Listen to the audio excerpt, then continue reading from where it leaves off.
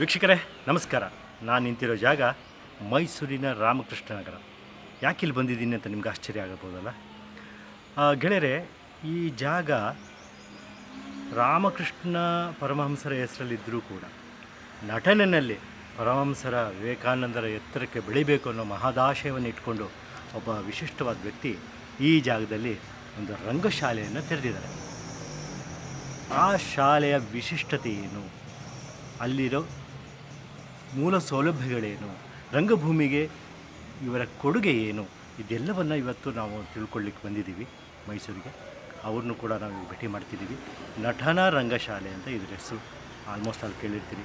ನಟನ ಕೇಳಿಲ್ಲ ಅಂದರೂ ಈ ನಟನದ ಸ್ಥಾಪಕರ ಹೆಸರು ಹೇಳಿದ್ರೆ ಮುದ್ದೇಶ. ಯಾರಪ್ಪ ಅಂತ ಹೆದರ್ಕೋಬೇಡಿ. ಮುದ್ದೇಶ ಅಂದರೆ ತುಂಬ ಜನಕ್ಕೆ ಗೊತ್ತಿರುತ್ತೆ, ಕೆಲವ್ರಿಗೆ ಗೊತ್ತಿರಲ್ಲ. ಆದರೆ ಮಂಡ್ಯ ರಮೇಶ್ ಅಂದ ತಕ್ಷಣ ಎಲ್ಲರಿಗೂ ಗೊತ್ತಾಗುತ್ತೆ.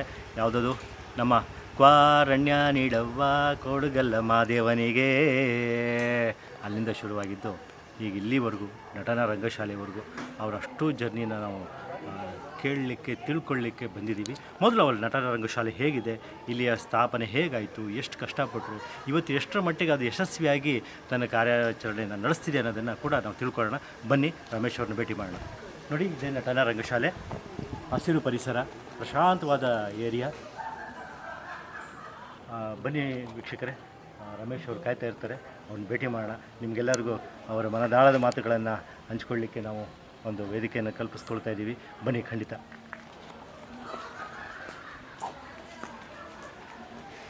Sir, Ramesh sir. ಓ ನಮಸ್ಕಾರ ಗಣೇಶ್. ನಮಸ್ತೆ. ಟೋಟಲ್ ಕನ್ನಡದ ಎಲ್ಲ ಅಷ್ಟೂ ಜನ ತಂತ್ರಜ್ಞರಿಗೂ ಛಾಯಾಗ್ರಾಹಕರಿಗೂ ನಿಮಗೂ ಇಡೀ ಟೋಟಲ್ ಕನ್ನಡ ಎಲ್ಲ ವೀಕ್ಷಕರಿಗೂ ಪ್ರೀತಿಪೂರ್ವಕವಾದ ಸ್ವಾಗತ. ಬನ್ನಿ ಸರ್. ಓಕೆ, ಬನ್ನಿ ಸರ್. ಸರ್, ನಟನ ನೋಡಬೇಕು ಅಂತ ಬಂದಿದ್ದೀರಿ. ಮೊದಲು ನಾನು ಈ ಮರದಿಂದ ಶುರು ಮಾಡ್ತೀನಿ ಸರ್. ಇದು ನಟನ ಮೊದಲು ನನಗೆ ಸೈಟು ಸಿಕ್ಕಾಗ ಮೊದಲು ಮಾಡಿದ ಕೆಲಸ, ಒಂದು ಪುಟ್ಟ ಮಾವಿನ ಸಸಿಯನ್ನು ಡಾಕ್ಟರ್ ವಿಷ್ಣುವರ್ಧನ್ ಮತ್ತು ರಮೇಶ್ ಅರವಿಂದ್ ಇಬ್ಬರು ಇಲ್ಲಿ ಶೂಟಿಂಗ್ ಆಗಿ ಬಂದಿದ್ದರು ಏಕದಂತ ಅಂತ ಒಂದು ಪಿಕ್ಚರ್ಗೆ. ಆ ಶೂಟಿಂಗಿಗೆ ಬಂದಿದ್ದಾಗ ಅವ್ರನ್ನ ಕರ್ಕೊಂಬಂದು ಇಲ್ಲಿ ಒಂದು ಗಿಡ ನೆಟ್ಕೊಡ್ತೀರ ಸರ್. ವಿಷ್ಣು ಸರ್ ಅಂದರು, ಜನ ಬೇರೆಯವರನ್ನು ಕರಿಬಾರ್ದು, ಮಾಧ್ಯಮ ಅದು ಇದು ಏನೂ ಇರಬಾರ್ದು, ಆರ್ಭಟ ಇರಬಾರ್ದು, ಏನೂ ಇರಲ್ಲ ಸರ್. ನನ್ನ ಒಂದಷ್ಟು ರಂಗಭೂಮಿ ಗೆಳೆಯರಿರ್ತಾರೆ, ನೀವು ದಯವಿಟ್ಟು ಬರಬೇಕು ಅಂತ. ನನ್ನ ಸಮಾನ ಮನಸ್ಕರು ಯಾರು ನಟನಾ ಸಂಸ್ಥೆಯಲ್ಲಿ ಆರಂಭದಿಂದ ದುಡಿಬೇಕು ಅಂತ ಉತ್ಸಾಹ ಇಟ್ಕೊಂಡಿರಲ್ಲ, ಅವ್ರನ್ನ ಕರೆದೆ. ಅವರು ಬಂದರು. ಅವರೊಂದಷ್ಟು ಜನ ಮಾತ್ರ ನಮ್ಮ ತಂದೆ ಇದ್ದರು. ನನ್ನ ದೊಡ್ಡ ಶಕ್ತಿ ನನ್ನ ತಂದೆ. ಅವರು ನಮ್ಮ ತಂದೆ ಇದ್ದರು. ಅವರೊಂದಷ್ಟು ಜನ ಸೇರಿಕೊಂಡು ಎಲ್ಲರೂ ಸೇರಿಕೊಂಡು ಖಾಲಿ ಒಂದು ಸೈಟ್ ಇತ್ತು. ಆ ಸೈಟಲ್ಲಿ ಈ ಸಸಿಯನ್ನು ನೆಟ್ಟು ನಮ್ಮದೊಂದು ಕಲ್ಲನ್ನು ಇಟ್ಟು ವಿಷ್ಣುವರ್ಧನ್ ಅವರು ಮತ್ತು ರಮೇಶ್ ಅರವಿಂದ್ ಅವರು, ಒಳ್ಳೇದಾಗಲಿ ಮಾಡಿರಿ, ರಂಗಶಾಲೆಯಿಂದ ಏನು ನನಗೆ ಗೊತ್ತಾಗ್ತಾಯಿಲ್ಲಪ್ಪ, ಏನೋ ಮಾಡ್ತೀನಿ ಅಂತ ಹೊರಟಿದ್ದೀರಿ, ಮಾಡಿ ಒಳ್ಳೇದಾಗಲಿ, ನಾವು ಇಷ್ಟು ಮಾತ್ರ ಮಾಡಬಲ್ವು ಅಂತ ಕೈ ಕುಳ್ಬಿಟ್ಟು ವಿಷ್ಣು ಸರ್ ಹೋದರು.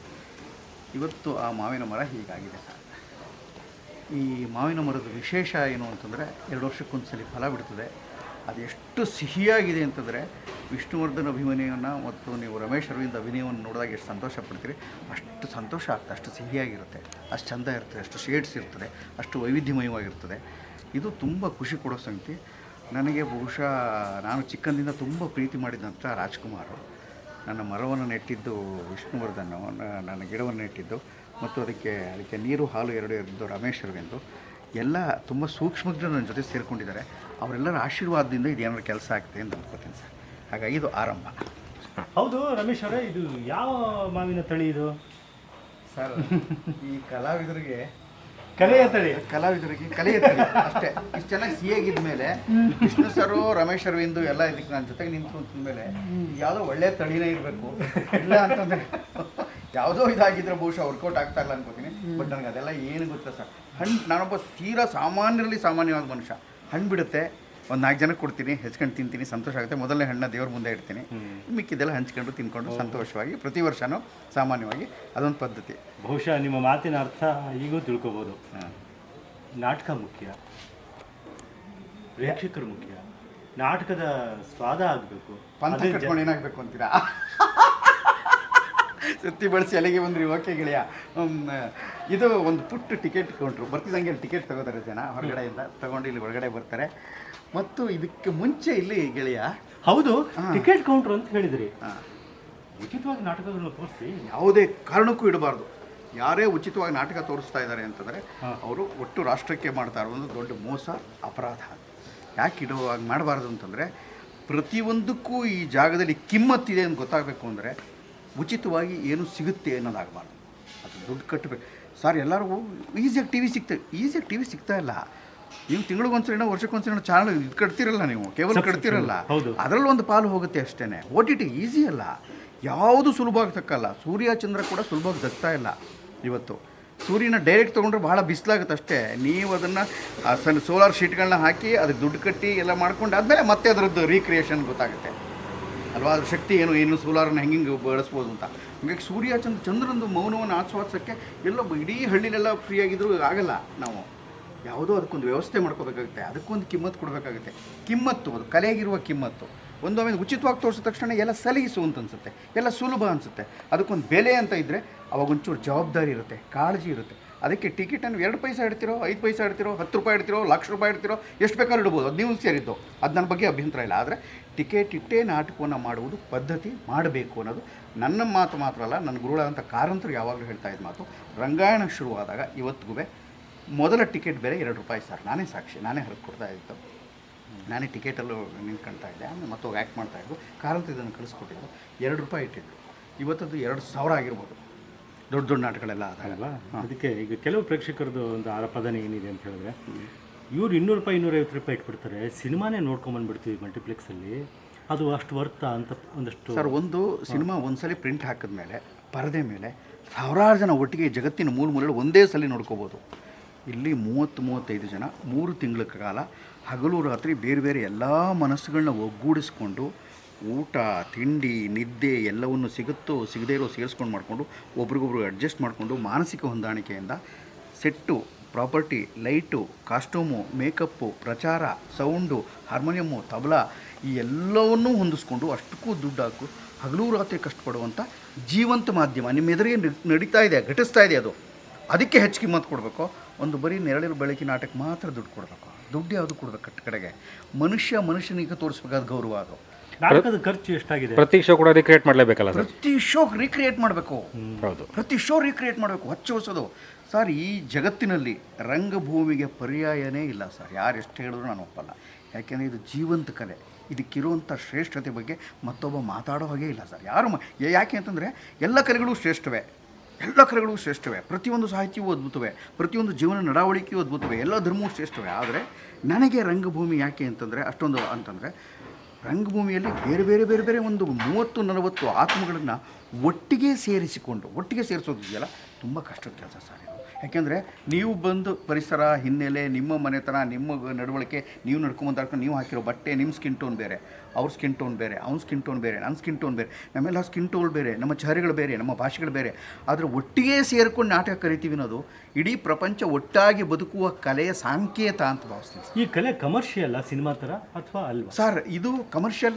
ನನ್ನ ಕೇಳಿದ್ರೆ ಈಚಿನ ದಿನಗಳಲ್ಲಿ ಒಂದಷ್ಟು ಕಮರ್ಷಿಯಲ್ ಆಗಬೇಕಾದಂಥ ಅಗತ್ಯತೆ. ಯಾಕೆಂದರೆ ಇದು ಬದುಕಬೇಕು, ಇದಕ್ಕೆ ದುಡ್ಡು ಬೇಕು, ಇದಕ್ಕೆ ಜೀವ ಬೇಕು. ಅದಕ್ಕಾಗಿ ಇದಕ್ಕೆ ಯಾಮಿಂದ ಕೃಪಾಪೋಷಿತ ಅಂತ ಯಾಕೆ ಕರಿತೀವಿ ಅಂದರೆ, ಇದು ರಾಜಾಶ್ರಯದಲ್ಲಿ ಬೆಳೆದಿದ್ದು. ಹಿಂದೆಲ್ಲ ನಾಟಕ ಮಾಡ್ಬೇಕಾದ್ರೆ ಎಲ್ಲ ಟಿಕೆಟ್ ಇಟ್ಟರು, ಎಲ್ಲ ಮಾಡಿದ್ರು, ರಾಜರು ಅರಮನೆಯಿಂದ ಕೊಡ್ತಾಯಿದ್ರು.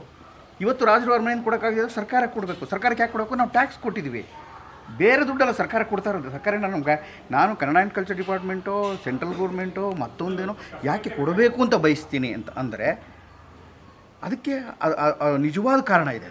ನಾನು ಕಟ್ಟಿದ್ದು ದುಡ್ಡು ನಾನು ಅಪ್ಲೈ ಮಾಡ್ಕೊಳ್ಳೋದ್ರಲ್ಲಿ ಅದು ಯೋಗ್ಯರು ಇದಕ್ಕೆ ಬೇಕು. ಯಾರು ಕೆಲಸ ಮಾಡ್ತಾಯಿದ್ದಾರೆ ಅವ್ರಿಗೆ ಹಣ ಸಿಗಬೇಕು ಅನ್ನೋದೊಂದು ಯಾವತ್ತಿಂದು ವಾದ. ಯಾರು ಕೆಲಸ ಮಾಡ್ತಾಯಿದ್ದಾರೆ ಅವ್ರಿಗೆ ಹೆಚ್ಚು ಪ್ರೋತ್ಸಾಹ ಸಿಗಬೇಕು ಅನ್ನೋದೊಂದು ವಾದ. ನಿದ್ರೆ ಮಾಡ್ತಾರವ್ರಿಗೆ, ಆರಾಮಾಗಿರೋರಿಗೆ, ಸಂತೋಷವಾಗಿರೋರಿಗೆ, ಉಡಾಫೆ ಮಾಡ್ಕೊಂಡು ತಿರುಗಾಡ್ತಾರವ್ರಿಗೆ, ಹೋರಾಟದ ಹೆಸರಲ್ಲಿ ಕೆಟ್ಟ ಕೆಲಸ ಮಾಡ್ತಾರವ್ರಿಗೆ ಕೊಡೋದ್ರಲ್ಲಿ ಅರ್ಥನೇ ಇಲ್ಲ. ಅದು ನಿಜವಾಗ್ಲೂ ಶ್ರದ್ಧೆಯಿಂದ, ಆತ್ಮಪೂರ್ವಕವಾಗಿ, ಅಭಿಮಾನಪೂರ್ವಕವಾಗಿ ಕನ್ನಡದ ನಿಜವಾದ ಅರ್ಥದ ಕೆಲಸ ಮಾಡುತ್ತಿರುವಂಥ ಟೋಟಲ್ ಕನ್ನಡಿಗರಿಗೆ ಎಲ್ಲರಿಗೂ ಸಿಗಬೇಕಾದಂಥ ಅರ್ಹತೆ ಇದೆ ಅಂತ ಭಾವಿಸ್ತೀನಿ. ಈ ನಟನೆಗೆ ಎಷ್ಟು ವರ್ಷ ಈಗ?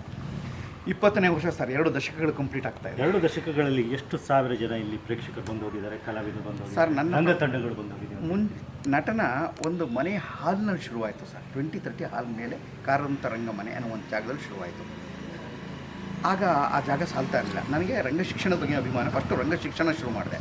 ಅಲ್ಲಿ ರಾಜಾನಂದ ಸ್ವಾಮಿ ಕ್ಲಾಸ್ ಮಾಡ್ತಾಯಿದ್ರು, ಅಂಧಗಾರು ನವೀನ್ ಅಂತ ಕ್ಲಾಸ್ ಮಾಡ್ತಾಯಿದ್ರು, ಭರತನಾಟ್ಯಕ್ಕೆ ಇವನು ಅಂತ ಶ್ರೀಧರ್ ಶ್ರೀಧರ್ ಜೈನ್ ಅಂತ ಕ್ಲಾಸ್ ಮಾಡ್ತಾಯಿದ್ರು. ಅವನ್ನೆಲ್ಲ ಕಲಿಸ್ತಾ ರಂಗಶ್ರಮ ನಟರಾಜ ನೋಡಿ ಒಂದು ಕ್ಲಾಸ್ ಮಾಡೋಕ್ಕೆ ಶುರು ಮಾಡಿದ್ರು. ಟ್ರೈನ್ಡ್ ಆದಂಥ ನೀನಾಸಂನಿಂದ, ನಾನು ನೀನಾಸಂನಿಂದ ಟ್ರೈನ್ಡು, ನಾನು ರಂಗಾಯಣ ಟ್ರೈನ್ಡು, ನಾನು ಬೇರೆ ಬೇರೆ NSD ವರ್ಕ್ಶಾಪ್ಗಳಲ್ಲಿ ಭಾಗವಹಿಸ್ತಾ ಇದ್ದೆ. ಹಿಂಗಿದ್ದವನು ನನ್ನಂಗೆ ತುಂಬ ಜನ ಕೆಲಸ ಮಾಡ್ತಾಯಿದ್ದವನ್ನೆಲ್ಲ ಕರ್ಕೊಂಬಂದು ಕೆಲಸ ಮಾಡ್ಸೋಕ್ಕೆ ಶುರು ಮಾಡಿದೆ. ಹಾಗೆ ಅರಳ್ಕೊಳ್ಳೋಕ್ಕೆ ಶುರುವಾಯಿತು. ಆ ಜಾಗ ಸಾಲ್ತಾ ಇಲ್ಲ, ಯಾಕೋ ಇನ್ನೂ ಒಂಚೂರು ಜಾಸ್ತಿ ಜಾಗ ಬೇಕು ಅನ್ನಿಸ್ತು. ಹಾಗೆ ಜಾಗ ಸಾಕಾಗ್ತಾಯಿಲ್ಲ, ಸ್ವಲ್ಪ ಜಾಸ್ತಿ ಜಾಗ ಬೇಕು ಅಂತ ಯಾವಾಗ ಅನ್ನಿಸ್ತು.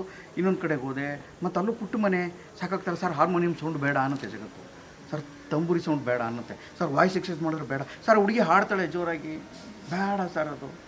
ಇವತ್ತು ಅದು ಸೋಜುಗಾದ ಸೋಜು ಮಲ್ಲಿಗೆ ಅಂತ ಒಳಗಂದ್ರೆ ಆಹಾ ಎಷ್ಟು ಚೆನ್ನಾಗಿದೆ ಅಂತಾರೆ. ಆದರೆ ಇವತ್ತು ಅವಳು ಹಾಡ್ಬೇಕಾದ್ರೆ ಹುಡುಗಿ ಹಾಡೋದು ಬೇಡ, ಮಲ್ಲಿ ಗಲಾಟೆ ಆಗೋ ತಕ್ಕದ ಮನೆಯಾಗಿ ಎಂತ ಇದ್ರು. ಇವತ್ತು ಸ್ವಾಮೀಜಿ ಮುಂದೆ ಹಾಡ್ಬಿಟ್ರು ಎಂಥ ಹುಡುಗಿ ಅಂತಾರೆ ನಮ್ಮ ಜನ. ಅದ್ರಂಟು ಬೇಡ. ಎಸ್, ಇಡೀ ಜಗತ್ತಿಗೆ ರಾಮಕೃಷ್ಣ ಪರಮಹಂಸ, ವಿವೇಕಾನಂದ ಎಲ್ಲ ಬೇಕು. ಪಕ್ಕದ ಮನೇಲಿ ಹುಟ್ಲಿ, ನಮ್ಮಲ್ಲಿ ಬೇಡ. ಸನ್ಯಾಸಿ ನಮ್ಮಲ್ಲಿ ಯಾಕೆ ಹುಟ್ಟಬೇಕು ಅನ್ನೋದೇ ಜಗತ್ತು. ಇದು ಜಗತ್ತಿದು, ಎಲ್ಲರಿಗೂ ಎಲ್ಲದೂ ಬೇಕು. ಆದರೆ ತಾಪತ್ರಯ, ಸಂಕಟ, ಒತ್ತಡಗಳು ಯಾವುದು ಬೇಡ. ಆದರೆ ಅದೆಲ್ಲ ಇಲ್ಲದಿದ್ದರೆ ಶುದ್ಧವಾದೊಂದು ಹುಟ್ಟೋದಕ್ಕೆ ಸಾಧ್ಯವೇ ಇಲ್ಲ. ಅದು ಸಮುದ್ರ ಮಥನ ಅಷ್ಟೇ. ಈ ನಟನದ ಹುಟ್ಟು ಎಷ್ಟು ಆ ಪ್ರಸವ ವೇದನೆ ತುಂಬ. ಈ ಫಸ್ಟು ಅಲ್ಲಿಂದ ಒಂದು 100-150 ಸ್ಕೂಲ್ಗಳಿಗೆ ನಾನು ರಜಾ ಮಜಾ ಶಿಬಿರ ಮಾಡ್ತೀವಿ ಅಂತ 100 ಜನ ಶಿಬಿರಕ್ಕೆ ಸೇರಿಸ್ಕೊಂಡು ಅಲ್ದಾಡ್ಬಿಟ್ಟೆ ಸರ್. ಫಸ್ಟು ಒಂದು 2-3 ಎಕರೆ ತೋಟ ತೊಗೊಂಡೆ. ಇಡೀ ಜೀವಮಾನದ ದುಡಿದೆಲ್ಲರೂ 3 ಎಕರೆ ತೋಟ ತೊಗೊಂಡೆ. ತಾಂತ್ರಿಕವಾಗಿ ಏನೇನೂ ಗೊತ್ತಿಲ್ಲ, ಅಂದರೆ ಆ ಇಡೀ ತೋಟ ನಂದೇ ಅಲ್ಲ ಅನ್ನಂಗೆ ಆಗೋಯ್ತು. ಅಂದರೆ ಮೋಸ ಹೋಗ್ಬಿಟ್ಟೆ. ನಿಮ್ಗೆ ಚೆನ್ನಾಗಿ ಗೊತ್ತಿರಲಿ, ಶುದ್ಧ ಕಲಾವಿದರು ಯಾವಾಗಲೂ ಈಡಿಯಟ್ಸ್ ಆಗಿರ್ತಾರೆ ಅನ್ನೋಕ್ಕೆ ನಾನೇ ಉದಾಹರಣೆ. ಮೈಸೂರಿನ ಬೆಸ್ಟ್ ಇಡಿಯಟ್. ಬೆಸ್ಟ್ ಇಡಿಯಟ್, ಮೈಸೂರಿನ ಬೆಸ್ಟ್ ಇಡಿಯಟ್. ಮೈಸೂರಲ್ಲ ಸರ್, ಕರ್ನಾಟಕದ ಬೆಸ್ಟ್ ಇಡಿಯಟ್. ಇಷ್ಟು ದೊಡ್ಡ ಶಾಲೆ ಕಟ್ಟಿದಾರಲ್ಲ, ಅದೇ ಇಡಿಯಟ್ಟೆ ಎಷ್ಟು ಕೆಲಸ ಮಾಡ್ಬೋದು ಅಂತಾದರೆ, ನಿಜವಾಗ್ಲೂ ಬುದ್ಧಿವಂತಾದ್ರೆ ಎಷ್ಟು ಕೆಲಸ ಮಾಡ್ಬೋದು ಗುರುಗಳೇ ಅಲ್ವಾ? ಅಷ್ಟು ಸಾಧ್ಯತೆ ಇದೆ ಅಂತ ನಾನು ಹೇಳ್ತಾ ಇರೋದು. ಎಷ್ಟು ವಿಶಾಲವಾಗಿದೆ ಅದು ಸರ್. ಇದು ಸಣ್ಣ ಜಾಗ ಸರ್, 100/80 ಒಂದು ಸೈಟ್ ಸರ್. 100 ರಂಗಶಾಲೆಗೆ ಇಷ್ಟು ಸಾಕ? ಇಲ್ಲ, ಸಾಲಲ್ಲ ಸರ್, ಸಾಲಲ್ಲ. ಆ್ಯಕ್ಚುಲಾಗಿ ರಂಗಗ್ರಾಮನೇ ಮಾಡಬೇಕು ನನ್ನ ಕನಸು. ನಾನು ಹೇಳೋದು, ನನಗೆ ರಂಗಗ್ರಾಮ ಮಾಡಬೇಕು. ಮುಂದಿನ ರಂಗಗ್ರಾಮ ನಾವು ಶೂಟ್ ಮಾಡೋಕ್ಕಿಂತ ಮುಂಚೆ ಈ ನಟನ ಒಂದು ಸ್ವಲ್ಪ ತೋರಿಸ್ಬಿಡ್ತೀರಾ? ಅವಾಗ ಅಲ್ಲಿ ಬಾಯರ್ಕೆಯಿಂದ ಆಗಲಿ. ಖಂಡಿತವಾಗಿ ಬನ್ನಿ. ಇದಾಯಿತು. ಆಮೇಲೆ ಗರೀಲಿತ್ತು ಸರ್, ಗರೀಲ್ ಕಟ್ಟಿದೆ. ಇದನ್ನ ಕುಟೀರ ಇತ್ತು. ಗರೀಲಿ ಕೇರಳದ ಕುಟೀರಗಳಿರ್ತಾವಲ್ಲ, ಹಂಗಿತ್ತು. ಮಳೆಗಾಳಿಗೆ ಬಿದ್ದೋಯ್ತು ಎಲ್ಲ, ಅವಾಗ ಕುಸಿಯೋ ಥರದ್ದು. ತುಂಬ ಅಶಾಶ್ವತವಾದದ್ದು, ಸೌಂದರ್ಯಪೂರ್ಣವಾಗಿರ್ತದೆ ಯಾವಾಗಲೂ. ತುಂಬ ಚೆನ್ನಾಗಿತ್ತು, ಆದರೆ ಅಶಾಶ್ವತವಾಗಿತ್ತು. ಆದರೆ ಕೆಲಸ ಮಾಡೋಕ್ಕಾಗಲ್ಲ ನನಗೆ. ಮತ್ತು ಸೌಂಡ್ ಲೀಕ್ ಆಗುತ್ತೆ ಅಂದರು. ಅಕ್ಕಪಕ್ಕದವ್ರಿಗೆ ಏನೋ ಸೌಂಡ್ ಕೇಳಿಸುತ್ತೆ, ನೀವು ವಾಯ್ಸ್ ಎಕ್ಸೈಸ್ ಮಾಡೋರು ನಮ್ಗೆ ಆಗಲ್ಲ, ನೀವು ಹಾಡು ಹೇಳ್ತೀರಪ್ಪ ನಮ್ಗೆ ಬೇಡ, ನಮ್ಗೆ ಒಳ್ಳೆ ನಾಟಕ ಕೊಡಿ, ಅದು ಹಾಡು ಹೇಳ್ಬಾರ್ದು ಅಂತಾರೆ. ಅದಕ್ಕೊಂದಷ್ಟು ಜನ ಬೆಂಬಲಿರೋದವರು ಇರ್ತಾರೆ. ಆಮೇಲೆ ಈ ಜಗತ್ತಿನಲ್ಲಿ ನಿಮ್ಗೆ ಮುಂದೆ ಗೊತ್ತಿರಲಿ, ಒಟ್ಟು ಇಂಡಿಯಾ ಮಾತ್ರ ಅಲ್ಲ, ಇಡೀ ಜಗತ್ತಿನಲ್ಲಿ ನೀವು ಎಷ್ಟೇ ಒಳ್ಳೆ ಕೆಲಸ ಮಾಡಿದ್ರು ಅದಕ್ಕೆ ಕೆಟ್ಟದೇನಾದ್ರು ಅಪಸ್ವರ ತೆಗೆಯೋರು ಇದ್ದೇ ಇರ್ತಾರೆ. ಎಲ್ಲ ಕಡೆನೂ ಇರ್ತಾರೆ. ಕೈ ಇದ್ದಂಗೆ ಎಲ್ಲ ಬೇರೆ ಬೇರೆ ಬೇರೆ ಬೇರೆ ಎಲ್ಲ ವೆರೈಟಿ ಅಭಿರುಚಿ ಸೈಜ್ಗಳಿಲ್ವಾ, ಹಂಗೆ ಅದಿದ್ದೇ ಇರುತ್ತೆ. ಅದು ಬಿದ್ದೋದ್ಮೇಲೆ ಮತ್ತೆ ಕಟ್ಟಕ್ಕೆ ಶುರು ಮಾಡೋದು. ಆಮೇಲೆ ಕಟ್ತಾ ಸಣ್ಣದೊಂದು ಕಟ್ಕೊಂಡ್ರಾಯ್ತು. ಗರಿ ರಿಪೇರಿ ಮಾಡೋಕ್ಕೆ ಹೋಗಿ ಹಿಂಗಾಗೋಯ್ತು ಸರ್. ರಂಗಮಂದಿರ ಗರಿ ರಿಪೇರಿ ಮಾಡೋಕ್ಕೆ ಹೋಗಿ, ಸೋಸೋದು ಅಂತಲ್ಲ, ಸೋಸೋದು ರಿಪೇರಿ ಮಾಡೋಕೆ ಹೋಗಿ, ಅಯ್ಯೋ ಒಂಚೂರು ಗಾರೆನೆಲ್ಲ ಮಾಡ್ಬೋಣ. ಪ್ರತಿ ಸಲ ಸೆಗಣಿನೆಲ್ಲ ಇತ್ತು. ಸೆಗಣಿನೆಲ್ಲ ಇದ್ದರೆ ಹುಳ ಇದ್ಬಿಡ್ತವೆ. ನಮ್ಮ ಡ್ರೆಸ್ಗಳೆಲ್ಲ ಗೆದ್ಲು ತಿನ್ಕೊಂಡು ಹೋಗ್ಬಿಡೋದು, ಪ್ರಾಪರ್ಟಿ ಎಲ್ಲ ಗೆದ್ಲು ತಿನ್ಕೊಂಡು ಹೋಗ್ಬಿಡೋದು. ಇದು ಹಂಗೆ ಮಾಡಿದ್ರೆ ಆಗಲ್ಲ ನಾವು ಅಂತಂದ್ಬಿಟ್ಟು ನಾವು ನಿಧಾನವಾಗಿ ಒಂಚೂರು ನೀಟ್ ಮಾಡ್ಕೊಳ್ಳೋಣ ಅಂತ ಹೋದ್ವು. 5 ವರ್ಷ 6 ವರ್ಷ ತೊಗೊಂಡು ಕಡೆಗೆ ಒಂದು ಮಾಡ್ತಾ ಕಟ್ತಾ ಇಲ್ಲಿಗೆ ಬಂದು ನಿಂತೆ. ಈಗ ನೀವು ಗರಿ ಅಂತ ಹೇಳ್ತಾ ಇದ್ರಿ, ಗರಿನಲ್ಲಿ ಇದ್ದಿದ್ದು. ಆ ಗರಿ ಹೋಗಿ ಮೈಸೂರಿಗೆ ಒಂದು ಹೆಮ್ಮೆಯ ಗರಿ, ರಂಗಭೂಮಿಗೆ ಒಂದು ಗರಿ, ರಮೇಶ್ ಅವ್ರದ ಒಂದು ಯಶಸ್ಸಿನ ಗರಿಯಾಗಿ ಇವತ್ತು ನಟನ ನಿಂತಿದೆ. ಹೌದು, ನಟನ ಅಂದ್ರೇನು ಸರ್? ನಟ್ ಅನ್ನುವ ಒಂದು ಧಾತು ಪ್ರಯೋಗದಿಂದ ಅದು ಮುಂದುವರಿಸ್ತದೆ. ನಟ್ ಅಂತಂದರೆ ಹಳಗನ್ನಡ ಮತ್ತು ಸಂಸ್ಕೃತ ಭೂಯಿಷ್ಠವಾದ ಒಂದು ಪದಗಳು ಬಂದ ಪ್ರಕಾರ ಕ್ರಿಯೆ ಅಂತ, ಚಲಿಸುವುದು ಅಂತ. ಸುಮ್ಮನಿರೋದಿಲ್ಲ, ಅದು ಯಾವಾಗಲೂ ಚಲಿಸ್ತಾ ಇರ್ತದೆ. ನಮ್ಮದು ಸುಮ್ಮನಿರೋ ವ್ಯವಹಾರನೇ ಅಲ್ಲ ಅಂತ. ಇನ್ನೊಂದು ಒಂದು ನಟ. ಆಮೇಲೆ ಇದು ಯಾರೊಬ್ಬನ ಸಂಸ್ಥೆ ಅಲ್ಲ, ಯಾರು ಆ್ಯಕ್ಟ್ ಮಾಡ್ತಾನೆ ಅವನ ಸಂಸ್ಥೆ. ಯಾರು ಬೇಕಾದ್ರೂ ಆಗಿರ್ಬೋದು. ನಟನ ಸಂಸ್ಥೆ ಅದು ಯಾರು ಬೇಕಾದ್ರು. ಕಮಲ್ ಹಾಸನ್ ಎಂಬ ನಟನ ಸಂಸ್ಥೆ, ರಾಜ್ಕುಮಾರ್ ನಟನ ಸಂಸ್ಥೆ, ನೀವು ಗಣೇಶ್ ಅವನ ಒಟ್ಟ ಇದ್ದರೆ ನಟನ ಸಂಸ್ಥೆ. ಯಾರು ಆ್ಯಕ್ಟ್ ಮಾಡ್ತಾರೆ ಅವ್ರಿಗೆ ಸೇರಿದ್ದು ಇದರ ಒಟ್ಟು ಟ್ರಸ್ಟ್ನ ರಚನೆ ಕೂಡ ಮಾಡ್ಕೊಂಡಿರೋದು ಹಾಗೇ. ಇದು ಎಲ್ಲರಿಗೆ ಸೇರಿದ್ದು. ಯಾರು ಅಭಿನಯಿಸ್ತಾರೆ, ಯಾರು ಅಭಿನಯಕ್ಕಾಗಿ ಕಷ್ಟಪಡ್ತಾರೆ, ಯಾರು ಆಂಗಿಕಂ ಭುವನಂ ಎಸ್ ಸಾತ್ವಿಕಂ ಏನು ಹೇಳ್ತಾರಲ್ಲ, ಹಂಗೆ ಎಲ್ಲವನ್ನೂ ಸೇರಿಕೊಂಡಂಥ ಒಬ್ಬ ಸಾತ್ವಿಕ ಶಿವನಿಗೆ ಸೇರಿದ್ದು. ಇದು ನಟನಿಗೆ ಸೇರಿತ್ತು, ನಟರಾಜನಿಗೆ ಸೇರಿತ್ತು ಅಂತ ಆಗ್ಬೋದು. ಆ ಥರದ ಅರ್ಥದಲ್ಲಿ ಇಟ್ಕೊಂಡು ಮಾಡಿರೋದು ನಟನ ಅನ್ನೋದು. ಹಾಗಾಗಿ ಅಲ್ಲಿಂದ ಶುರುವಾಗಿದ್ದು ಈಗ ಇಲ್ಲಿಗೆ ಬಂದಿದ್ದೇವೆ ಸರ್. ಅದೇ ಆರಂಭದಲ್ಲಿ ಯಾಕೆ ಹಂಗೆ ಹಾಕ್ಕೊಂಡಿದ್ದೀವಿ ಅಂದರೆ, ರಂಗಶರಣರ ಬರವಿನಗೆ ಪ್ರಾಣ ಜೀವಾಳವಯ್ಯ ಅಂತ ಯಾಕೆ ಹೇಳ್ತೀನಿ ಅಂದರೆ, ಯಾರ್ಯಾರು ಪ್ರೀತಿ ಮಾಡ್ತಾರೆ ರಂಗಭೂಮಿನ ಅವ್ರು ಯಾರು ಬೇಕಾದ್ರೂ ಬರ್ಬೋದಿಲ್ಲ. ಸೇರ್ಕೋಬೋದು, ಕೆಲಸ ಮಾಡಬೇಕು, ಒಂದು ಶ್ರದ್ಧೆ ಇರಬೇಕು. ಶಿಸ್ತಿಗೆ ಇವತ್ತು ತುಂಬ ಜನ ಯಾಕೆ ಹೆದರ್ತಾರೆ ಅಂದರೆ ಶಿಸ್ತಿಗೆ ಹೆದರ್ತಾರೆ ರಂಗಭೂಮಿಯಲ್ಲಿ. ಬಟ್ ನಮ್ಮ ಸಂಸ್ಥೆಗೆ ಮಾತ್ರ ಬಂದವ್ರಿಗೆ ನಾನು ಬಹಳ ನಿಜವಾಗ್ಲೂ ಗ್ಯಾರಂಟಿಯಾಗಿ ಹೇಳ್ಬೋದು ಅಂತಂದರೆ ಭಾಳ ಶಿಸ್ತಿನ ಕಲಾವಿದರು ಬಂದಿದ್ದಾರೆ. ಶಿಸ್ತಿನ ಕಲಾವಿದರು ಇವತ್ತಿಗೂ ರಿಹರ್ಸಲ್ ಮಾಡ್ತಾಯಿದ್ದಾರೆ, ಅವರು ಟ್ರೈನ್ಡ್ ಆಗ್ತಾಯಿದ್ದಾರೆ, ನಿರಂತರವಾಗಿ ನಡ್ಕೊಂಡು ಹೋಗ್ತಾ ಇದೆ. ಸಾಧ್ಯವಿದ್ದಷ್ಟು ರಂಗಮಂದಿರದ ಮುಂದೆ ಅದಕ್ಕೋಸ್ಕರ ಇಷ್ಟೆಲ್ಲ ಮಾಡ್ತಾನೆ. ಬನ್ನಿ ಸರ್, ಹೋಗ್ತಾ ತೋರಿಸ್ತೀನಿ. ನಾನು ರಂಗಮಂದಿರದಲ್ಲಿ ಪ್ರತಿಮಾರೂಪಕವಾಗಿ ನಟರಾಜರನ್ನ ಮತ್ತು ಗಾಂಧಿಯನ್ನು ಇಟ್ಕೊಂಡಿದ್ದೇನೆ. ಗಾಂಧಿಗೂ ರಂಗಭೂಮಿಗೂ ಎಲ್ಲಿ ಸಂಬಂಧ? ಅದಕ್ಕೆ ಹೇಳಿದೆ, ಎತ್ತಣ ಮಾಮರ ಎತ್ತಣಕ್ಕೆ ಹೋಗಿಲ್ಲ ಅಲ್ವಾ ಸರ್? ಇಡೀ ಜಗತ್ತನ್ನು ಬದಲಾವಣೆ ಮಾಡಬೇಕು, ಇಲ್ಲಿ ಮನುಷ್ಯತ್ವ ಬರಬೇಕು, ಅಸ್ಪೃಶ್ಯತೆ ಹೋಗಬೇಕು, ಎಲ್ಲ ಸಮಾನತೆ ಸಿಗಬೇಕು ಅಂತ ಭಾಳ ಪ್ರೀತಿ ಮಾಡಿದ್ರು ಗಾಂಧಿ ಅಲ್ವಾ? ಆಗ ಆ ಗಾಂಧಿ ಬದಲಾಗಿದ್ದು ಸತ್ಯ ಹರಿಶ್ಚಂದ್ರ ನಾಟಕದಿಂದ. ಆ ಗಾಂಧಿ ಬದಲಾಗಿದ್ದು ಶ್ರವಣಕುಮಾರನ ಕಥೆಯ ನಾಟಕದಿಂದ. ಅವನ ಕಥೆ ಕೇಳ್ದ, ಅವನ ನಾಟಕ ಕೇಳ್ದ. ಅಂದರೆ ಮಹತ್ವನನ್ನು ಬದಲು ಮಾಡಿದ್ದು ಒಂದು ನಾಟಕ. ನಾವು ಸಾಮಾನ್ಯ ಮನುಷ್ಯರು ಬದಲಾಗೋಕ್ಕೊಂದು ಅವಕಾಶ ಇಲ್ವಾ ಅನ್ನೋ ಸಾಂಕೇತಿಕವಾಗಿ ನಾನು ಇಟ್ಕೊಂಡಿದ್ದೀನಿ. ನನಗೆ ಗಾಂಧಿ ಇಷ್ಟ, ಗಾಂಧಿಯ ತತ್ವಗಳಿಷ್ಟ, ಗಾಂಧಿನ ಪ್ರೀತಿ ಮಾಡೋದು ಇಷ್ಟ. ಗಾಂಧಿಯ ಎಲ್ಲ ಯೋಚನೆಗಳು ಈ ದೇಶಕ್ಕೆ ತುಂಬ ಅರ್ಥಪೂರ್ಣ. ಯಾರು ಗಾಂಧಿಯನ್ನು ವಿರೋಧಿಸ್ತಾ ಇದ್ದಾರೆ ಅವರು ಗಾಂಧಿಯನ್ನು ಪೂರ್ಣ ಓದಿಲ್ಲ, ಅರ್ಥ ಮಾಡ್ಕೊಂಡಿಲ್ಲ ಅಂತೇಳಿ ನನ್ನ ಭಾವ. ಹೌದು. ಈಗ ಕಲಾಮಂದಿರದ ಬಾಗಿಲುಗಳು ಈ ಥರ ಅಸಹ್ಯ ಚಿತ್ರಗಳು ಅವೆಲ್ಲ ಇರೋದನ್ನು ನಾನು ನೋಡಿಲ್ಲ ಅಲ್ವಾ? ತುಂಬ ಸೊಫೆಸ್ಟಿಕೇಟೆಡ್ ಆಗಿರುತ್ತೆ ಇವತ್ತಿನ ಆಧುನಿಕವಾಗಿ. ನೀವು ಮತ್ತೆ ಹಳೆಯ ಪರಂಪರೆಗೆ ಹೋಗ್ತಾ ಇದ್ದೀರಿ. ಆಮೇಲೆ ಇದ್ರ ಜೊತೆಗೆ ವಿಶಿಷ್ಟವಾದದ್ದು ಇದು ಒಂದು ಪ್ರತಿಮೆ ರೂಪದಲ್ಲಿ ಕಾಣಿಸ್ತಿದೆ. ಏನಿದು? ದೇಸಿ ಭಾಷೆಯ ರೂಪಕಗಳು ಸರ್. ಅದಕ್ಕಾಗಿ ಈ ಲೈನ್ಸ್ನ ಬಳಸ್ಕೊತೀವಿ. ಇದು ಶ್ರೀಲಂಕಾದ ನಾನು ಎಲ್ಲೆಲ್ಲಿ ಯಾವ್ಯಾವ ಊರಿಗೆ ಟೂರ್ಗೆ ಹೋಗ್ತಾ ಇದ್ದೆ, ಅಲ್ಲೇನೋ ಅದ್ಭುತವಾದ ವಾದ್ಯ ಕಾಣಿಸ್ತು, ಅಲ್ಲೇನೋ ಕೋಡ ಕಾಣಿಸ್ತು, ಎತ್ಕೊಂಡ್ಬರ್ಬೇಕು. ಏನೇ ಕಂಡ್ರು ನಾನು ರಂಗಮಂದಿರಕ್ಕೆ ಬೇಕು, ನಾನು ಶಾಲೆಗೆ ಬೇಕು, ನನಗೆ ಅಲ್ಲಿ ಇರಬೇಕು, ಚೆನ್ನಾಗಿ ಕಾಣಿಸ್ಬೇಕು ಅಂತ. ಇದ್ರ ವರ್ಣಮಯತೆ ಇಷ್ಟ ಆಯಿತು, ಇದ್ರ ರೂಪನೇ ಯಾಕೆ ಇಷ್ಟ ಆಯಿತು, ಇದು ಅರ್ಥ ಏನು ಅಂತ ಕೇಳಿದೆ ಶ್ರೀಲಂಕಾದ ನಾವು ಸರ್. ಪಾಸಿಟಿವ್ ಆದಂಥ ಅಂದರೆ ಸಕಾರಾತ್ಮಕವಾದಂಥ ಶಕ್ತಿಯನ್ನು ದಯವಿಟ್ಟು ಬನ್ನಿ ಅಂತ ಆಹ್ವಾನಿಸಕ್ಕೆ ಇರುವಂಥ ಮುಖವಾಡ ಇದು ಅಂತ ದಯವಿಟ್ಟು ಕೊಡಿ ಸರ್ ಮೊದಲು ನೋಡಿ. ಯಾಕೆಂದ್ರೆ ಹೆಚ್ಚೆಚ್ಚು ಪಾಸಿಟಿವ್ ಎನರ್ಜಿ ಶಕ್ತಿದು ಬರಬೇಕು, ಇಲ್ಲಿಗೆ ಮತ್ತೆ ಮತ್ತೆ ಬರಬೇಕು, ಆಹ್ವಾನಿಸ್ಬೇಕು ಅಂತ ನೀವೆಲ್ಲ ಬಂದಿರೋದು ಪಾಸಿಟಿವ್. ಹೌದು, ನೀವು ಪಾಸಿಟಿವ್ ಯಾರಾಗಿ ಜನ ಬರ್ತಾರೆ. ಇವತ್ತು ಸಂಜೆ ನೋಡ್ಬೇಕಾದ್ರೆ ರಂಗಮಂದಿರ ತುಂಬ ತುಳುಗಿದೆ ಸರ್. ಇವತ್ತು ರಂಗಮಂದಿರ ತುಂಬಿ ತುಳುಕುತ್ತೆ, ಜನ ಬರ್ತಾರೆ. ಅವರೆಲ್ಲ ಪಾಸಿಟಿವ್ ಆಲೋಚನೆ ಇಟ್ಕೊಂಡು ನಾಟಕ ನೋಡಕ್ಕೆ ಬರ್ತಾರೆ ಅಂತ ಅವರೆಲ್ಲ ಆಹ್ವಾನಿಸೋ ಶಕ್ತಿ ಇದು. ಇದು ನೆಗೆಟಿವ್ ಎನರ್ಜಿಯನ್ನು ಕಂಟ್ರೋಲ್ ಮಾಡ್ತದೆ. ದೂರ ಇರು, ಬರಬೇಡ ನೀನು ಅಂತ. ನಮ್ಮಲ್ಲೂ ಇದೆ ಅದು. ನಕಾರಾತ್ಮಕ ಶಕ್ತಿಗಳನ್ನು ಅವಾಯ್ಡ್ ಮಾಡುವಂಥದ್ದು ನಮ್ಮಲ್ಲಿ ತಾಯ್ತ ಕಟ್ಕೋತೀವಿ. ನೋಡಿದ್ರೆ ನೀವು ಜ್ವರ ಇನ್ನೊಂದಿನ ತಾಯ್ತ ಕಟ್ಕೋತೀವಿ. ಆ ಥರ ರಂಗಮಂದಿರಕ್ಕೆ ಒಂದು ತಾಯ್ತ ಕಟ್ಟಿದಂಗೆ ನೆಗೆಟಿವ್ ಎನರ್ಜಿನ ಸರಿ. ಇವಷ್ಟು ನಂಬಿಕೆಗಳು ನೀವು ನಂಬುವುದು ಬಿಡುವುದು ನಿಮ್ಮ ಇದು. ನನ್ನ ಯಾರ ನಂಬಿಕೆಗೂ ಧಕ್ಕೆ ಬರಲ್ಲ ಸರ್. ನಾನು ಪ್ರಪಂಚದ ಎಲ್ಲ ಧರ್ಮಗಳು ನನ್ನವೇ, ಪ್ರಪಂಚದ ಎಲ್ಲ ಮತಗಳು ನನ್ನವೇ. ಹಾಗೆ ಎಲ್ಲ ಮತಗಳು ನನ್ನವಲ್ಲ, ಎಲ್ಲ ಧರ್ಮಗಳು ನನ್ನವಲ್ಲ. ರಂಗಧರ್ಮ ಮಾತ್ರ. ಅದೊಬ್ಬೊಬ್ಬರು ಒಂದು ವೃತ್ತಿನ ಆರಿಸ್ಕೊಂಡಿದ್ದಾರೆ. ನಾನು ರಂಗಭೂಮಿಯನ್ನು ಮತ್ತು ನಟನೆಯನ್ನು ನನ್ನ ವೃತ್ತಿಯನ್ನು ಆರಿಸ್ಕೊಂಡೆ. ಆ ನೆಗೆಟಿವ್ ಎನರ್ಜಿ ತಡೆಯೋದು ಇದು ಅಷ್ಟೇ. ಕಲರಿಂಗು, ಕೆತ್ತಿರೋದು, ಮಾಡೋದು ಎಲ್ಲ ಇಷ್ಟ ಆಯಿತು. ನಿಮ್ಮ ಎನರ್ಜಿ ಮುಂದೆ ಯಾವ ಎನರ್ಜಿ ನೆಗೆಟಿವ್ ಇರುತ್ತೆ ಹೇಳಿ? ತುಂಬ ದೊಡ್ಡ ಮಾತು. ಓಕೆ, ಬನ್ನಿ ಹೋಗೋಣ. ಬನ್ನಿ ಸರ್. ಇದು ಬುದ್ಧ, ನಿಂತಿರುವ ಬುದ್ಧ ಇಡೀ ಜಗತ್ತಿಗೆಲ್ಲ ರಂಗಜ್ಞಾನವನ್ನು, ಇಡೀ ಜಗತ್ತಿಗೆ ಲೋಕಜ್ಞಾನವನ್ನು, ಇಡೀ ಜಗತ್ತಿಗೆ ಸಾರ್ಥಕ ಭಾವವನ್ನು ತುಂಬುವಂಥ ಮನುಷ್ಯನ ಅವನಿಗೆ ಅವನ ಜ್ಞಾನೋದಯ ಆಗ್ತಲ್ಲ. ಇದು ಈ ಬೋಧಿ ವೃಕ್ಷ. ರಂಗಭೂಮಿಯ ಒಂದು ಬೋಧಿ ವೃಕ್ಷ ಅಂತ ನನ್ನ ನಂಬಿಕೆ. ರಂಗಭೂಮಿಯ ಕೆಳಗೆ ಕುಳಿತುಕೊಂಡ್ರೆ ಅವನಿಗೆ ಜ್ಞಾನ ಸಿಗ್ತದೆ. ಅದಕ್ಕಾಗಿ ಬುದ್ಧರನ್ನು ಇಟ್ಕೊಂಡು ಮನುಷ್ಯರನ್ನು ನೀವು ಬುದ್ಧರನ್ನು ಪ್ರಬುದ್ಧರನ್ನಾಗಿ ಮಾಡುವಂಥದ್ದು ಇದು. ನನ್ನದಲ್ಲ ಸರ್, ಅವಂದು ಸರ್, ಅವ್ರದ್ದು ಸರ್, ನನ್ನ ಸುತ್ತಲೂ ಬದುಕಿದವ್ರದ್ದು ಸರ್. ನಂದು ಸುಮ್ಮನೆ ನೆಪ, ಮಂಡ್ಯ ರಮೇಶನ ಒಂದು ಸಣ್ಣ ನೆಪ ಅಷ್ಟೇ. ನನಗೆ ಸಂತೋಷ ಕೊಡ್ತದೆ ಕೆಲಸ, ಅದಕ್ಕಾಗಿ ಇದನ್ನು ಮಾಡ್ತಾರೆ. ನೀವು ನಟನಾಗಿ ಬುದ್ಧನ ಮೆಡಿಟೇಷನ್ನ ಧ್ಯಾನವನ್ನು ರಂಗ ನಟರಿಗೆ ಯಾವ ರೀತಿ ಪಾಸಿಟಿವ್ ಕಳಿಸ್ಬೋದು? ಯಾಕೆ ಅಂತಂದರೆ ಒಂದು ಏಕಾಗ್ರತೆ, ಭಯಂಕರ ಏಕಾಗ್ರತೆ ನಟನಿಗೆ ತುಂಬ ಮುಖ್ಯ.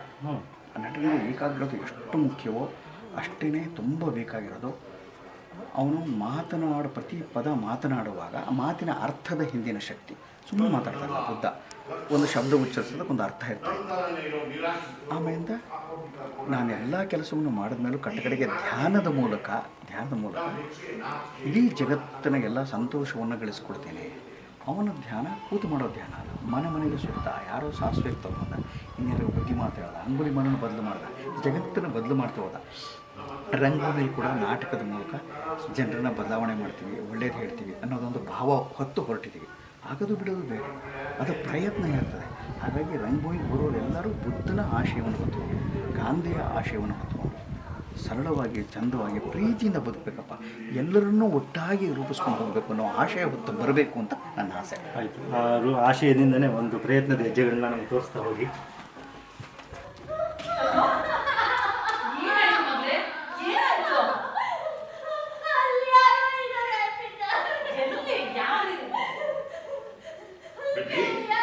ಏನ್ ಮಾತಾಡ್ತಾ ಇದೀಯಾ?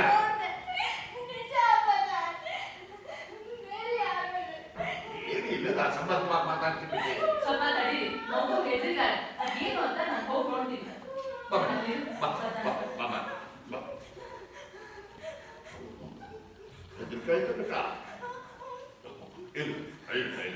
ನಟನ ಸದ್ಯಕ್ಕೆ 5 ವಿಭಾಗಗಳು ಕೆಲಸ ಮಾಡ್ತಾ ಇದೆ.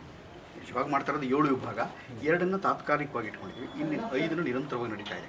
ಆ 5ರಲ್ಲಿ ಮೊದಲನೇದು ಪ್ರತಿದಿನ ಸಂಜೆ 5:30ರಿಂದ 9 ಗಂಟೆವರೆಗೂ ನಡೀತಾ ಇರೋವಂಥ, ಪ್ರತಿದಿನ ನಡೀತಾ ಇರೋಂಥ ಒಂದು ಶಾಲೆ, evening college, diploma in theatre arts. Evening ಕಾಲೇಜಲ್ಲಿ ನೀವು ಕರ್ಕೊಂಡು ಡಿಪ್ಲೊಮೊ ಇನ್ ಥಿಯೇಟರ್ ಆರ್ಟ್ಸ್ ಅಂತ. ಎಲ್ಲರೂ ರಂಗಾಯಣಕ್ಕೆ, ನೀನಾಸಂಗೆ, ಸಾಣೆಹಳ್ಳಿಗೆ ಬದಲು ಏನು, ಹೇಗೆ, ಯಾವ ಥರ ಅರ್ಥ, ಯಾಕೆ ಇದು, ಅದಕ್ಕಿಂತ ಏನು ವಿಭಿನ್ನ ನಿಮ್ಮದು ಅಂತ ಕೇಳ್ತಾರೆ. ಇವಾಗ ಒಬ್ಬ ಹಳ್ಳಿಯ ರೈತರ ಮಗ, ನಿಮ್ಮ ಮಗ, ಇನ್ಯಾರ್ದೋ ಮಗ, ಪ್ರತಿಯೊಬ್ಬರು ಬೆಳಗ್ಗೆ ಎಲ್ಲೋ ಕಾಲೇಜ್ಗೆ ಹೋಗ್ತಾ, ಕಾಲೇಜು ವಿದ್ಯಾರ್ಥಿಗಳು, ಆಮೇಲೆ ಇನ್ಯಾರೋ ಉದ್ಯೋಗಿ, ಬ್ಯಾಂಕ್ ಎಂಪ್ಲಾಯಿ, ಕೂಲಿ ಕೆಲಸ ಮಾಡೋನು.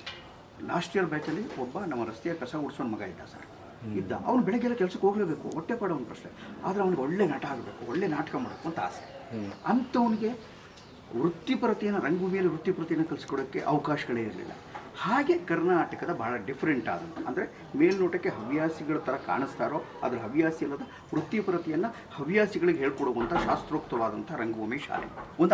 ಅದಕ್ಕಿಂತ ಇನ್ನೊಂದು ಎರಡನೇದು ಏನು ಅಂತಂದರೆ, ಅವರು ಇಲ್ಲಿಗೆ ಬಂದ ಮೇಲೆ ಸುಮಾರು 4 ಗಂಟೆಗಳ ಕಾಲ ಮೊಬೈಲ್ನ ಆಫ್ ಮಾಡಿ ಎಸೆದು ಇಡೀ ವರ್ಷ ಎಲ್ಲ ಯುವಕ ಯುವತಿಯರು ಇಡೀ ವರ್ಷ ಮೊಬೈಲ್ನ ಆಫ್ ಮಾಡಿಡೋದು 4 ಗಂಟೆ ಅಂತಂದರೆ ಎವ್ರಿ ಡೇ, ಅದೇ ದೊಡ್ಡ ಪ್ಲಸ್ ಅಲ್ವಾ ಸರ್? ಇವತ್ತು 4 ಹೆಂಡತಿ ಇಲ್ಲದೆ ಬದುಕ್ತಾರೆ, ಮೊಬೈಲ್ ಇಲ್ಲದೆ ಬದುಕಕ್ಕೆ ಸಾಧ್ಯನಾ?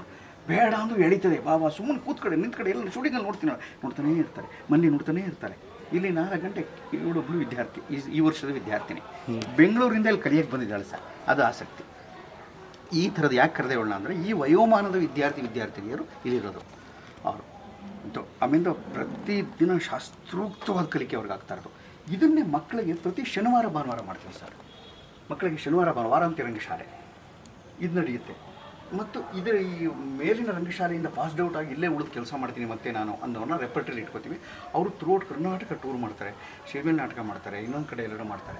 ಆ ವಿದ್ಯಾರ್ಥಿಗಳೇ ಇನ್ನು ಕೆಲವರು ಎಕ್ಸ್ಪರ್ಟ್ ಆಗ್ಬಿಟ್ಟು ಬೇರೆ ಕಡೆ ವರ್ಕ್ಶಾಪ್ ಮಾಡೋಕ್ಕೆ ಕಳಿಸ್ತೀವಿ. ನಾನು ಕೇಳ್ತಾರೆ, ಅವಾಗ ನಾನು ಇವ್ರು ಕಳಿಸಿದ್ದಾರೆ, ಇವ್ರು ಹೋಗಿದ್ದು ಬರ್ಬೋದು, ಇವಳು ಡೈರೆಕ್ಟ್ ಮಾಡ್ತಾಳೆ, ಇವಳು ಕಾಸ್ಟ್ಯೂಮ್ ಮಾಡ್ತಾಳೆ, ಇವಳು ಮ್ಯೂಸಿಕ್ ಮಾಡ್ತಾಳೆ ಅಂತ ಅವ್ರು ಕಳಿಸ್ಕೊಡ್ತೀವಿ. ಆ ಹುಡುಗರನ್ನ ಆ ನಟನ ಸ್ಪಂದನ ಅಂತ ಇದು.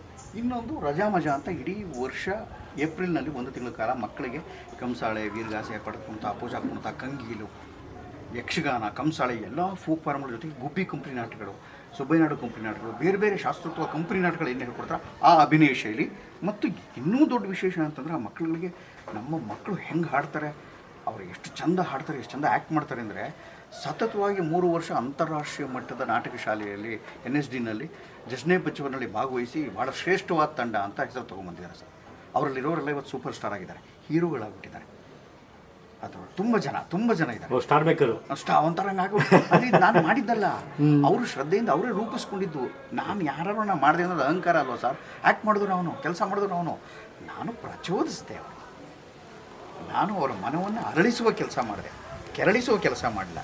ರಂಗಭೂಮಿಯಲ್ಲಿ ಇವತ್ತು ಅರಳಿಸುವ ಕೆಲಸ ಆಗಬೇಕು. ಅದಕ್ಕೆ ನಟನೆ ನಡೆಸ್ತಾ ಇದೆ ಹಂಗೇನಿಲ್ಲ ಸರ್, ಅದೆಲ್ಲ ಹೇಳ್ಕೊಡೋಕ್ಕೆ ಮುಜುಗರ ಆಗುತ್ತೆ. ಆದರೆ ಕೆರಳಿಸುವ ಕೆಲಸ ಯಾಕೆ ಮಾಡಬಾರ್ದು ಅಂದರೆ, ಸಮಾಜವನ್ನು ಸಾಧ್ಯವಿದ್ದಷ್ಟು ಸಮಾನ ಮನಸ್ಕರ ಜೊತೆ ಸಹೃದಯತೆಯಿಂದ ಹೊಂದಿಕೊಂಡು ಹೋಗುವ ಭಾವವನ್ನೇ ಕಲಿಸಬೇಕಾದ್ದು ನನ್ನ ಧರ್ಮ ಅಂತ ನಾನು ಅಂದ್ಕೊಂಡೆ.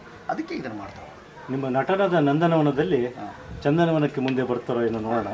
ಆ ವಿದ್ಯಾರ್ಥಿನಿ ಏನು ಹೇಳ್ತಾರೆ ಬಗ್ಗೆ, ನಟನ ಟ್ರೈನಿಂಗ್ ಬಗ್ಗೆ ಮಾತಾಡಬಾರ್ದು.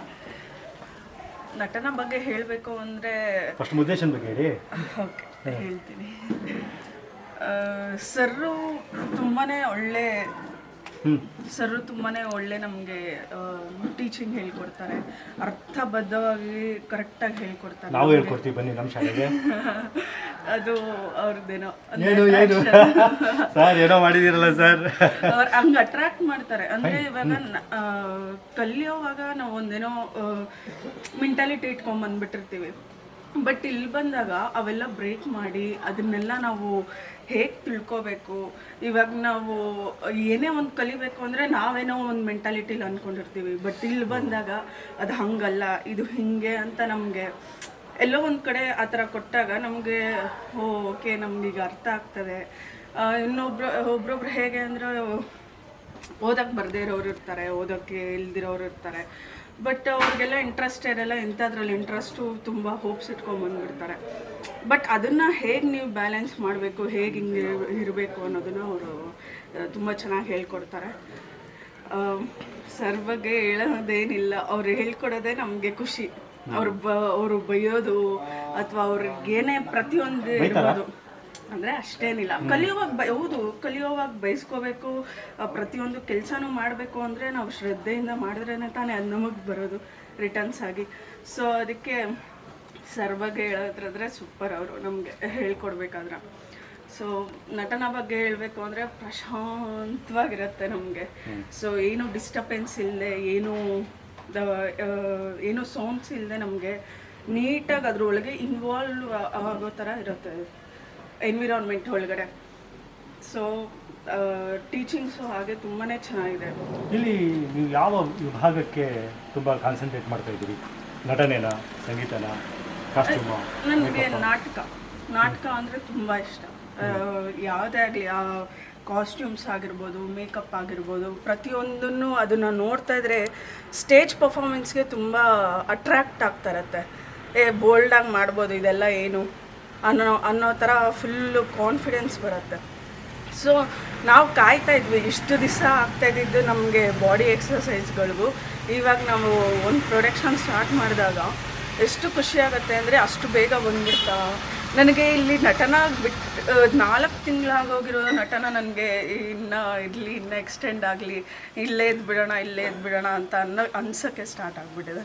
ಬೆಂಗಳೂರಿನ ಅಟ್ರಾಕ್ಷನ್ ಕಡಿಮೆ ಆಗಿದೆ. ಬೆಂಗಳೂರಲ್ಲಿ ಏನಂದರೆ ನಾನು ಕೇಳ್ಪಟ್ಟ ಹಾಗೆ ಅಲ್ಲಿ ಈ ಥರ ಟೀಚಿಂಗ್ಸ್ ಇಲ್ಲ ಅಷ್ಟು. ಮಾಡ್ರನ್ಗಿಂತ ಇವಾಗ ನಂಗೆ ನಾಟಕದ ಬೇಕಾಗಿತ್ತು, ಗುರುಕುಲದ ಪದ್ಧತಿ. ಸೊ ನನಗೆ ಟೀಚಿಂಗ್ಸ್ ಬೇಕು ಅನ್ನೋ ಇದರಿಂದ ನನಗೆ ಇಲ್ಲಿಗೆ ನನಗಿಷ್ಟ ಆಯಿತು. ಸೊ ಅಲ್ಲಿ ಏನಂದರೆ ಡೈರೆಕ್ಟ್ ಆಡಿಷನ್ ಕೊಡಬೇಕು, ಅಲ್ಲೇ ಸೆಲೆಕ್ಟ್ ಮಾಡ್ತಾರೆ. ನಾನು ಇನ್ನೂ ಕಲಿಬೇಕು, ಎಷ್ಟೇ ಕಲ್ತಿದ್ರು ಇಲ್ಲ ನಾನು ಇನ್ನೂ ಕಲಿಬೇಕು ಅನ್ನೋ ಆಸೆ. ಎಷ್ಟು ಜನ ಇದ್ದೀರಿ ನೀವೆಲ್ಲರೂ ಒಟ್ಟು? ಇವಾಗ 23 ಜನ ಇದೆ. ಬಡದಾಟ ಅದು ನಡೀತಾ ಇದ್ರು ನಾವು ನಮ್ಮ ಕೆಲಸ ನಾವು ಮಾಡಬೇಕಷ್ಟೇ.